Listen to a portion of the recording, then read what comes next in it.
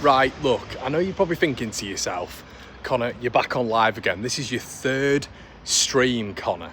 Your third video at least, but I'm just so excited right now. I'm like a kid in a candy shop. I just cannot believe the links when it comes to Leeds United. Another one that has absolutely just come out the blue. Now, on the rumour mill, we were chatting about this guy, and he was a profile. He was someone who we suggested as maybe an alternative to Ugachukwu at Chelsea. It's Raphael Onyedika. Leeds have entered the race. Okay. According to Sebastian Vidal, Leeds United, and he seems to be pretty reliable so far. He spoke about Bijol very, very accurately as well, to Sebastian Vidal, and there was a lot of Leeds sort of journalists, but speaking on the back of it, really, it felt like anyway. It was almost a bit like a domino effect. But Vidal has said that apparently Leeds are in for Raphael Onyedika, 26.5 million. Now, this would be... Now, look, let's bring a bit of context to it, everybody. West Ham and Spurs are in the race as well. Thomas Frank's Spurs, we have to be honest there. So a little bit more of a pull potentially, but I'm absolutely loving these links. I'm loving the fact that Leeds are just dicing around with these players. Revealed today that there was a bid. Now, this is the first confirmation we've heard, and shout out to Baron Cross and others. It's clearly been slipped in by Leeds United to a couple of their sources, that Leeds United had a bid rejected of 32 million for Rodrigo Muniz, and we spoke about this on the videos. We aren't mucking around here. We are not mucking around. Diarra bid 26 million quid. Rodrigo Muniz, 32 million quid. Jaka Bijol, sorted, signed, sealed and delivered. Should be done by the end of proceedings today. And shout out if this video goes out and he's already signed. Welcome Jaka. But Leeds, it's just so exciting right now. Gabriel Goodmanson, we spoke about it a little bit earlier on. What an unbelievable...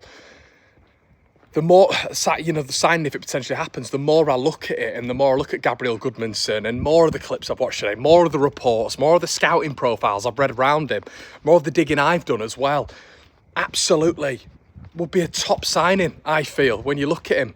I mentioned this previously, on a little bit of a live stream that we did, and we will do a lot more on Goodmanson. I feel for whatever reason I've looked at Goodmanson a little bit more than others on these scouting profiles. And you can go watch them on videos that we've done, everybody. But fantastic movement, fantastic speed when it comes to getting to the in a transitional phase. Could be brilliant with Leeds on a counter-attacking stance. Defensively as well. Looks strong. Looks really strong in the duel.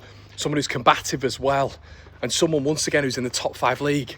Raphael Onyedika, another one.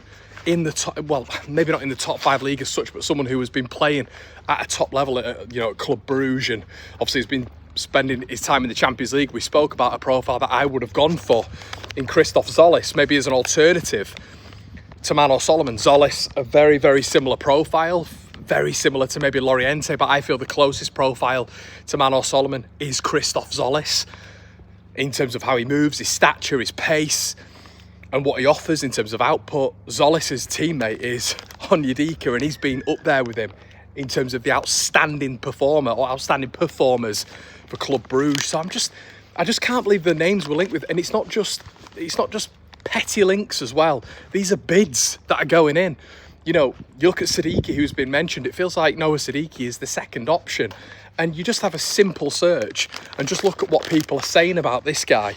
And he's just absolutely, he looks just so good, as a ball carrier.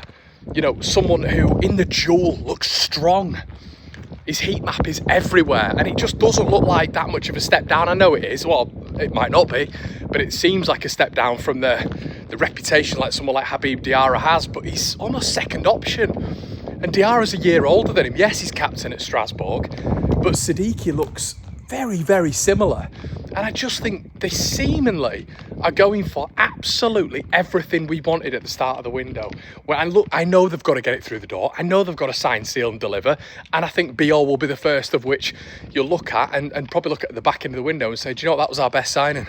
Genuinely, I believe Jaka Bijol could be Leeds' best signing already. I think he's that good. I think he was the number one target.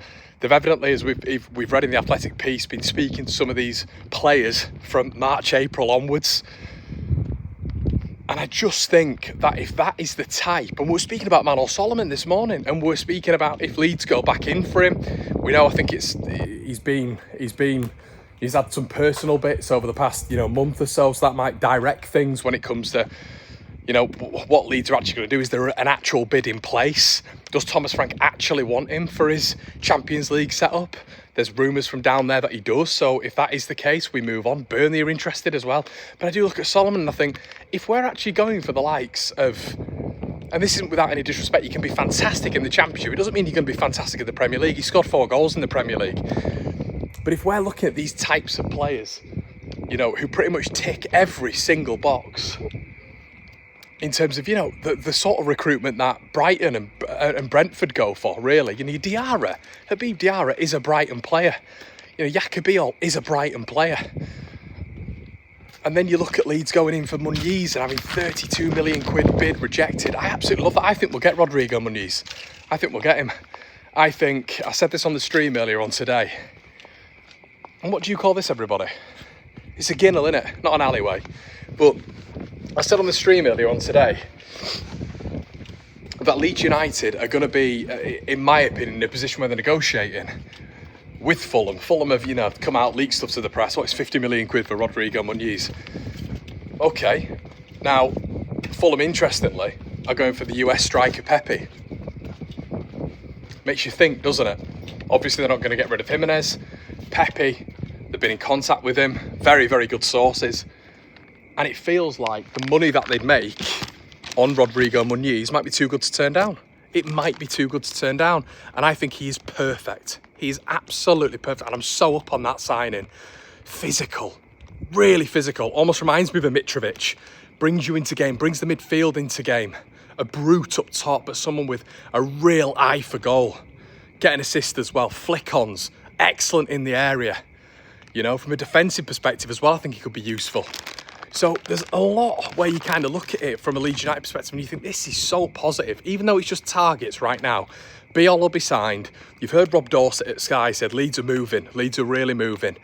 And I think you're going to see some big players come in. And I think you're going to see this recruitment department be vindicated further.